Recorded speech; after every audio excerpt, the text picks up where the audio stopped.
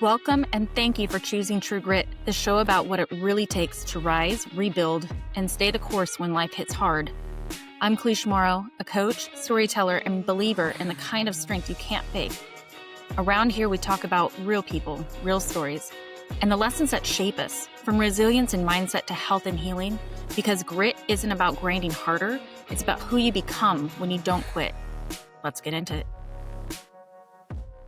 Hello and welcome to today's episode of True Grit Podcast. I am your host, Kalish, and I want to say thank you for joining me today. I know sometimes it's hard to find the time of the day to dedicate to your own personal growth and learning new things. So I want to applaud you for making the time and finding the way to go ahead and sit down and listen to this podcast. So I am going to make sure that you get something out of this as you spend the next 15, 20 minutes or so with me going over this topic, which will be the part of the journey that no one really talks about, with the main overarching theme being self-sabotage, the different ways that we self-sabotage, and it might not be in a way that you usually think about when in terms of self-sabotage. Amongst that, I will also be going over how one size fits all doesn't work for everybody, even if our common through line is the same.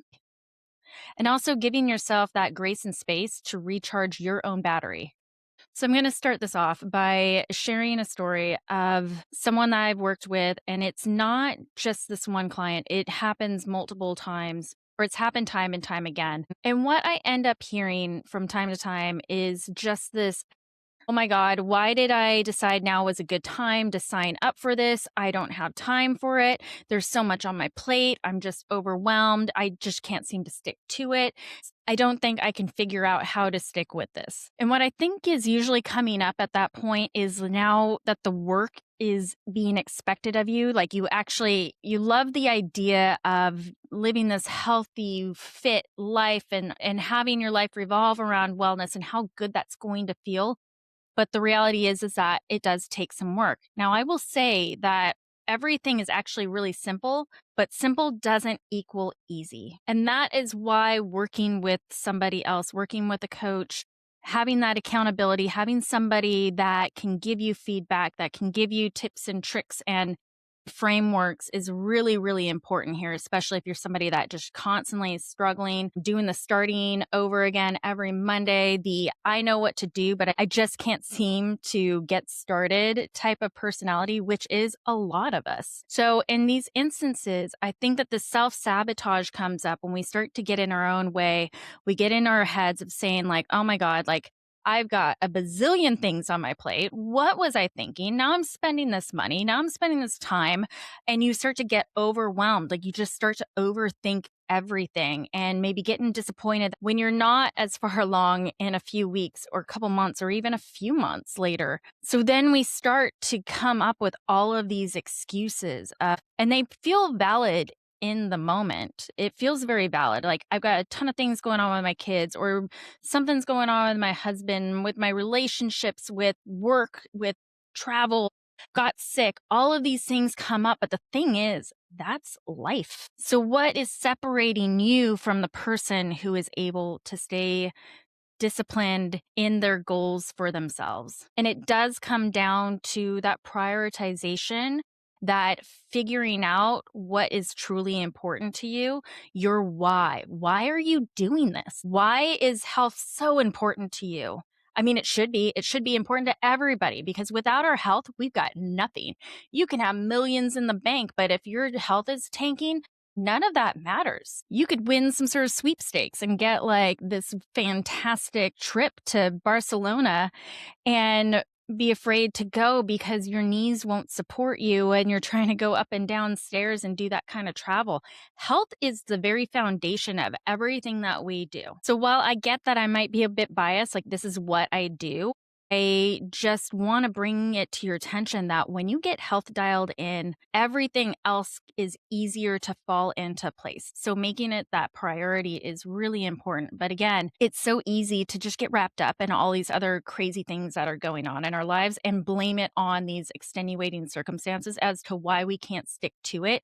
It's basically giving yourself permission to give up. Another form of that self sabotage is taking on too many responsibilities. I know a lot of us, especially women, we want to be people pleasers. We want to take care of everybody. And so we prioritize everybody else first. We say yes to too many things.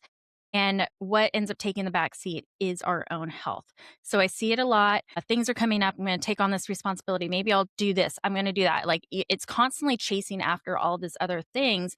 And then when life blows up, we have something else to blame. And it is really giving away our power. It is starting to fall back into that victim mentality. World's working against me.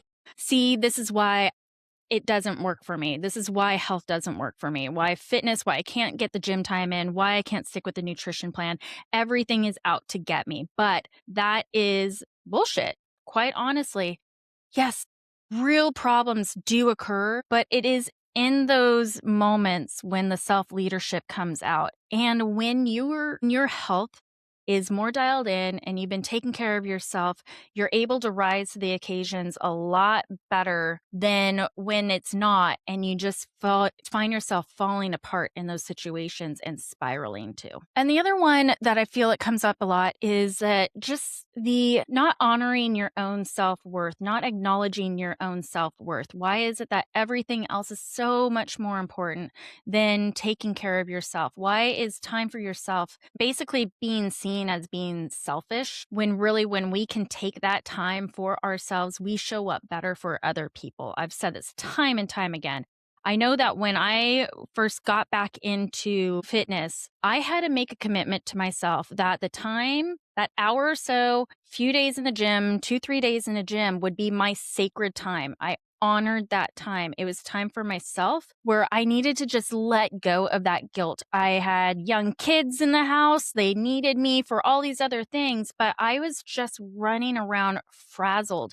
And this was my time to go ahead and take care of myself, let some of that stress out, and build a stronger body, build more resilience to all of the demands that were on my plate, that continued to be on my plate.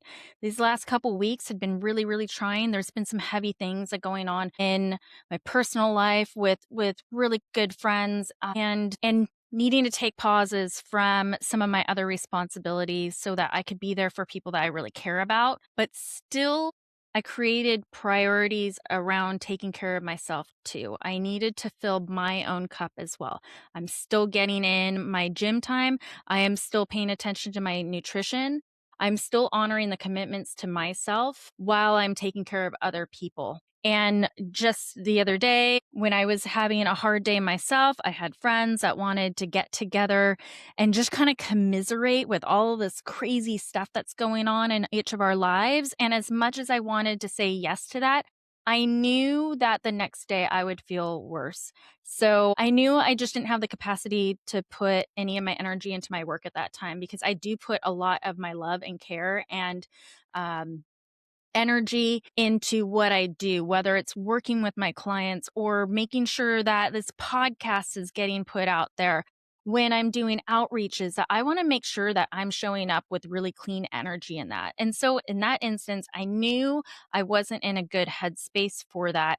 I also knew that going and sharing some mimosas and stuff with my friends wasn't going to help either, at least not at this point. So instead, I knew I had some chores I needed to knock out. I took out my aggression kind of. I jumped on the riding lawnmower. We've got 4 acres. Spring has sprung, so everything's starting to slowly get overgrown. And I just spent a couple hours just out there driving that thing around and getting it all cleaned up. It was just being able to be in like that flow state.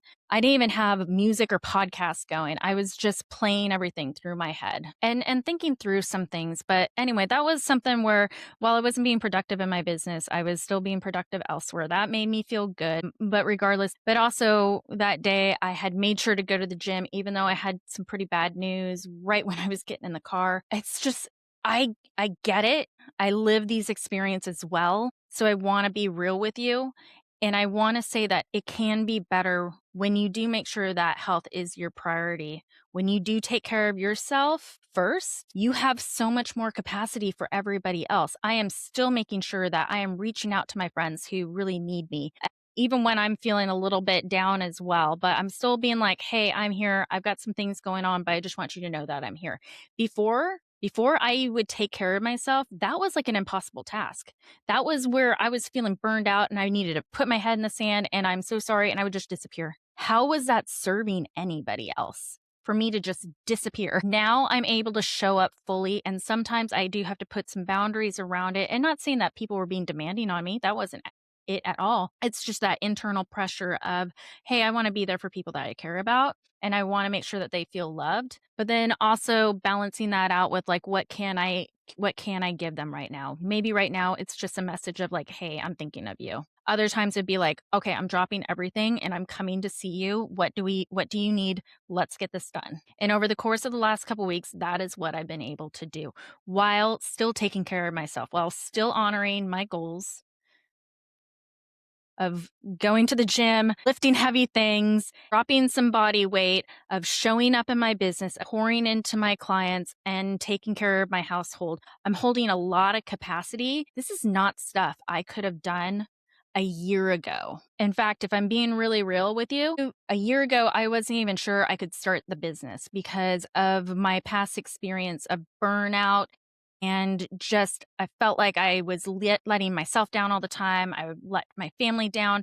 I would just go and disappear. But slowly, little by little, I've been stacking these wins, and it's not even a year later, and I have so much capacity. And that's just what I'm trying to get out right now. When you prioritize your health, I know I'm being a broken record, but when you prioritize your health, you have more capacity. And so, with that, I would like to get into the fact that everybody has their own personal experience. It's why everybody's journey is so different from one another. You can have somebody, I can have two clients with the exact same goals. I want to be healthier. I want to be fitter. I want to look better in my clothes. All of the things, like all of the same through lines that most of us share when it comes of health and wellness. And quite honestly, aesthetics. Aesthetics is fine. I believe that that's part of a catalyst. That can be a driving thing, but it also has to be managed with our deep motivation to be better versions of ourselves for whatever reason that's very personal to yourself. So you can have two different people with the same goals, but two very different life experiences. One could be, I I have the time and space to be able to go to the gym after work, but I have afternoon crashes, so my energy's really low and my knees hurt. And then on the other side, you can have the stay at home mom that has the flexibility, kind of, sort of, as far as what time during the day they can go. But it's hard to stay consistent because they can't find a dependable babysitter. It may seem like every time they want to walk out the door, like something comes up and they can't leave. And then when it comes to nutrition, they're trying to cook healthy meals, but they've got a really picky toddler and maybe the husband, the partner is off traveling. That's been me. That's been me. So we can acknowledge that everybody's got their own personal journey and that we all have to navigate it in our own way. And if we get stuck in the comparison, what we call like comparisonitis of like, oh, well, it's so much easier for you because you don't have XYZ on your plate.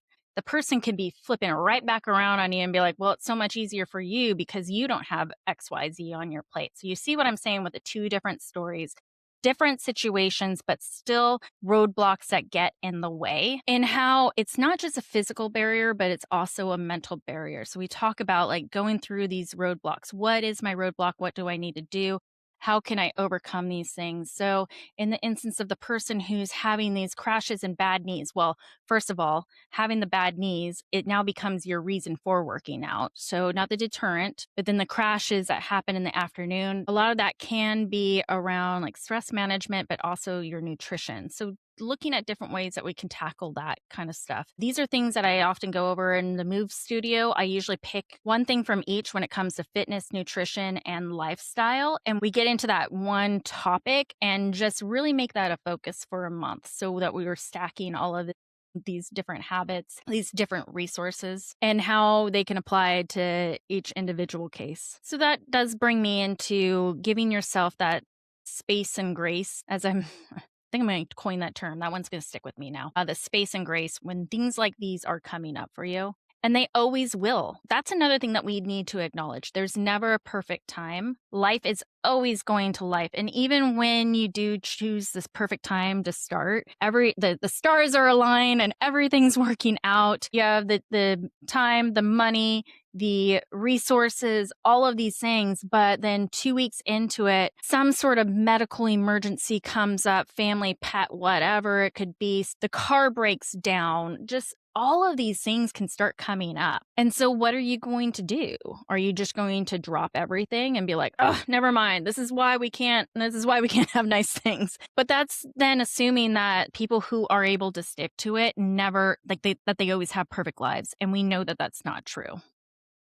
It's just that the priorities are very different there. And so let's make this a priority while also giving ourselves space and grace that sometimes things aren't going to work out very well. You're going to have weeks, sometimes even a month or two, where things aren't going to go well. I talk about when I lost my dad. I know how I would have normally handled that kind of situation. It would have been more self-destructive behavior masked as, well, I'm going through this thing, allowed to do this.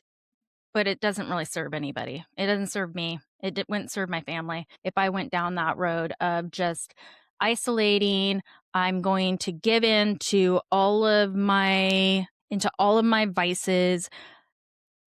Instead, what I did is I made workouts my priority. That became kind of like my safe space.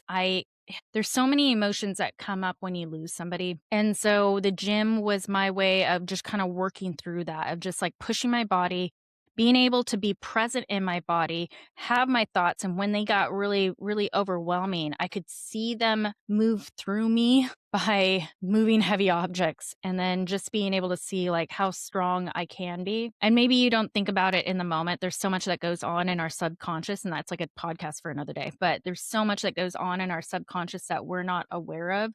But I think that that's like that signal to yourself of like, I can handle this, or I can handle these heavy weights. And that's the evidence that I can handle this too. And that it's going to be really, really heavy for a while, but eventually my body's going to adapt. Eventually, mentally, I'm going to adapt to it. The other thing I didn't do was turn to alcohol. I stopped drinking for at least a month right there, just because I knew that could be a slippery slope for me. And not going into like alcoholism or anything, it would just be like that would become a daily thing. I could easily put away a 6-pack of beer, bottle of wine, whatever you want to call it, and then, get together with friends on the weekends and just, drink all weekend long. And then I'd wake up hungover, depleted. It sucks all of the minerals and vitamins out of your body, and you just feel worse, and your anxiety goes up. It makes all of these other things compound. So I knew that the best way to take care of myself was to buckle down and do the things that were going to make me feel better, not in the moment, but later on in the day, the next week. It is a form of self-leadership. When you take care of your health, it is a form of self-leadership.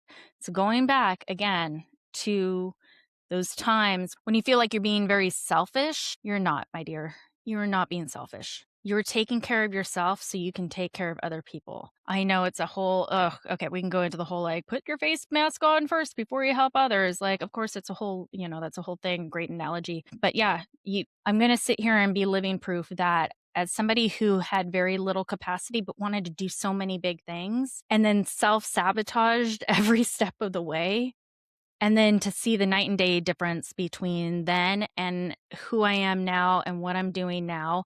And the foundation of that has been to take care of my health, to replace those vices with things that are healthier for me. And I still get to enjoy those vices. I have pictures, video of me out enjoying cocktails all the time, friends and family. I'm having king cake. Like there's guardrails that I put in for myself, so where it's not having that big negative impact. I do slip up once in a while. I'm not going to say that I'm perfect or anything. However, I'm more aware of it nowadays, and that's becoming fewer and far between. I think that I'm still on that learning curve, if I'm going to be really honest. But it has gotten so much better now.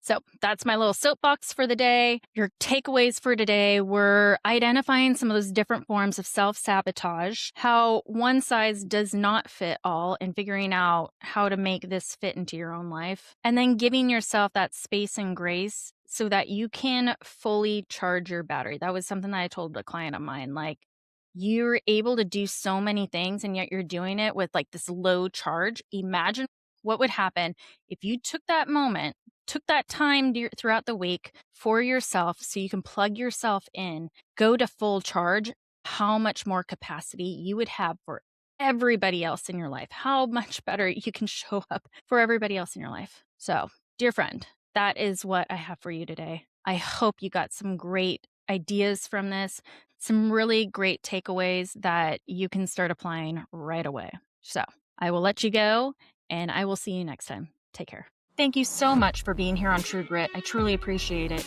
If this episode sparked something in you, share it, subscribe, or leave a quick review. It helps more people find these conversations. For more ways to connect, head to true-grit.fitness or come say hi on Instagram at true.grit_bold.wellness. I'll see you next time with more stories, lessons, and a little bit of grit.